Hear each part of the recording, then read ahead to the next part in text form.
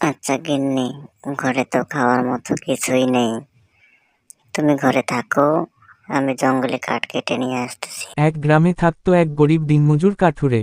প্রতিদিন সকালে সে তার কুড়াল কাঁধে নিয়ে বনেতে যেত কাঠ কাটতে।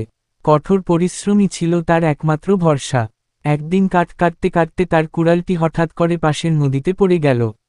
সে খুব চিন্তিত হয়ে পড়ল, কারণ ওই কুড়ালটি ছিল তার জীবিকার একমাত্র উপায়। সে নদীর ধারে বসে কাঁদতে লাগল।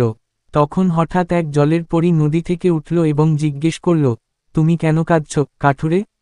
কাঠুরে বলল, আমার কুড়ালটি নদীতে পড়ে গেছে, সেটি ছাড়া আমি কাজ করতে পারবো না। পরী নদীতে ডুব দিয়ে প্রথমে একটি সোনার কুড়াল তুলে আনল। এই কুড়ালটি কি তোমার? জিজ্ঞেস করল সে। কাঠুরে বলল, না, এটি আমার নয়। তারপর পরী একটি রূপার কুড়াল নিয়ে এল। কাঠুরে বলল, এটিও আমার নয়। অবশেষে পরী কাঠুরের পুরনো লোহার কুড়ালটি তুলে আনল। কাঠুরে খুশি হয়ে বলল, হ্যাঁ, আমার কুড়াল। পরী তার সততায় খুশি হয়ে 3টি কুড়ালি কাঠুরেকে উপহার দিল। কাঠুরে আনন্দে ভরে উঠল এবং ধন্যবাদ জানিয়ে ঘরে ফিরে এল।